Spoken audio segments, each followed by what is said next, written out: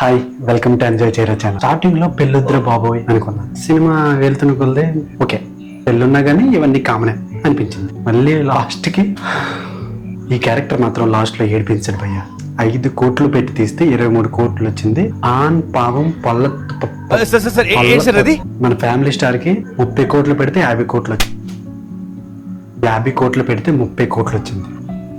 ఈ కంపారిజన్ ఇప్పుడు ఎందుకు అంటే సిగ్గు రావాలి కాబట్టి మన పెద్ద హీరోలకి. ఆన్ పవన్ పల్లెతో Tamil romantic comedy directed by Kalaiarasan Thangavelu October 31, 2025 లో రిలీజ్ అయింది. ఇక్కడ ధూమ్ ధామ్ చేసింది. 4 రోజుల తర్వాత ఓటీటీ జియో హాస్టల్ లో రిలీజ్ అయింది. Leading roles Rio Raj, Malavika Manoj. వీళ్ళు ఎక్కడైనా ముందు మూవీలో యాక్ట్ చేస్తున్నట్టు గుర్తొస్తుందా? ఫేమస్ అయిన మూవీ జోయ్, చూడనోడు ఉన్నాడు తెలుగులో. జోయ్ మూవీ కూడా సూపర్ హిట్. అదే కాంబినేషన్ లో మళ్ళీ వచ్చింది. స్టోరీ లైన్ నా ఇష్టం, నేను ఇలానే ఉన్నాను. నేను ఒక ఇండిపెండెంట్ గా, మై చాయిస్, నేను ఇలానే ఉన్నాను. నేను వండను, తుడవను, బట్టలు ఉతకను, కాలు మీద కాలు తీయను, నా ఇష్టం, నేను ఇలానే ఉన్నాను. సరే నీ ఇష్టమే, అలానే ఉండవు. నీకు పెళ్ళిందిగా, నా దగ్గర ఉన్నావుగా, నేను డ్యూటీ చేస్తున్నానుగా, నాకు నువ్వు డబ్బులు అడగలగా, డబ్బులు అడుగు, అప్పుడు ఉంటుంది. నీ డబ్బులు నాకెందుకు కావాలి, నేను వెళ్ళిపోతున్నాను ఇక్కడ నుండి. డివర్స్, ఇంత చిన్న దానికి డివర్సా వద్దు. సరే జడ్జి గారు ఇచ్చేయండి, బాగా కింద నా డబ్బులు కొట్టడానికి ఇచ్చేయండి, మీతోనే ఉంటాను.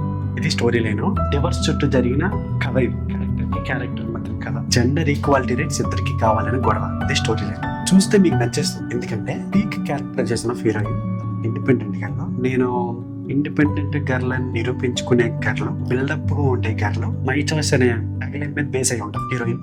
సిగరెట్ కాల్చకపోతే నా క్యారెక్టర్ తక్కువ అనుకుంటారేమో. సిగరెట్ కాల్చి ఇష్టం లేకపోయినా మంచిగా రాసుకున్నారు డైరెక్టర్. హీరో క్యారెక్టరైజేషన్ చాలా తక్కువ ఉంటుంది. మీకు నచ్చడానికి ఇంకొక పాయింట్ ఏంటంటే screen play. Very very very very well planned screen play. Story narration ఒక లాయర్ కి చెప్తాడు హీరో. ఆ నరేషన్ తో ముందుకెళ్తుంది. ప్రతి సినిమాలో నరేషన్ ఇచ్చేటప్పుడు ఎవరికైతే నరేషన్ ఇస్తామో, స్టోరీ చెప్తాం, వాళ్ళ పాత్ర ఉండదు. కానీ ఇక్కడ వీళ్ళ ఎవరికైతే స్టోరీ చెప్తాం వాళ్ళ పాత్ర సినిమాలో 50% వాళ్ళ రోలే. దాంతో పాటుగా స్క్రీన్ ప్లే, ఆ యొక్క పెట్టే scenes, placing of scenes very well establish. Writing అయితే డ్యామ్ గుడ్. ఎందుకంటే సహజంగా హీరో హీరోయిన్ క్యారెక్టర్స్ ఎలివేషన్ అవుతాయి సినిమా. ఇక్కడ హీరో హీరోయిన్ తో పాటుగా బిసైడ్ క్యారెక్టర్స్ యొక్క క్యారెక్టర్ చాలా బాగా సెట్ చేశారు. It's nice. ఒక సైడ్ గా ఉండే ఒక బాబ్ క్యారెక్టర్ కూడా మంచిగా ఇచ్చాడు. ఒక జడ్జి క్యారెక్టర్ కూడా మంచిగా క్యారెక్టర్ చేసి ఇచ్చారు. అందుకే రైటింగ్ కూడా బాగుంది. పే ఆఫ్స్ బాగుంటాయి. కామెడీ, ఇది ఒక రొమాంటిక్ కామెడీ కాబట్టి కామెడీ కూడా బాగుంటుంది. అంటే నేను ఏమనుకున్నాను అంటే హీరో హీరోయిన్ ఎమోషనల్ బాండింగ్ తో ముందుకెళ్తుంది అనుకుంటాం. బట్ వేరే క్యారెక్టర్స్ రావడం ద్వారా కోర్ట్ సీన్స్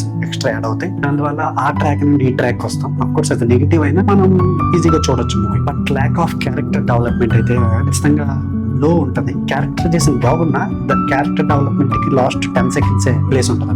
ఆ డెవలప్మెంట్ కూడా మన అత్తారింటి దారేదిలో చూసేసాం. క్లైమాక్స్ అన్ని కూడా డైలాగ్ తో మార్చేస్తారు. అలాగే ఈ సినిమాలో కూడా కొన్ని డైలాగ్ చెప్తే హీరోయిన్ మారిపోవడం, ప్రీ క్లైమాక్స్ అలానే ఉండడం వల్ల సో నెగిటివ్ అనుకోవచ్చు. ఖచ్చితంగా negative. Climax damn good. Lawyer చెప్పే డైలాగ్స్ కొంచెం బాగా అనిపించాయి. దాని తర్వాత లాయర్ క్యారెక్టర్ కొద్దిగా ఏడిపించింది. నీకు నచ్చుతుంది సార్, గోయిన్ వచ్చి ఎంజాయ్ చేయరా మూవీ చూస్తూ. ఎంజాయ్ చేయరా ఛానల్ సబ్స్క్రైబ్ చేయండి.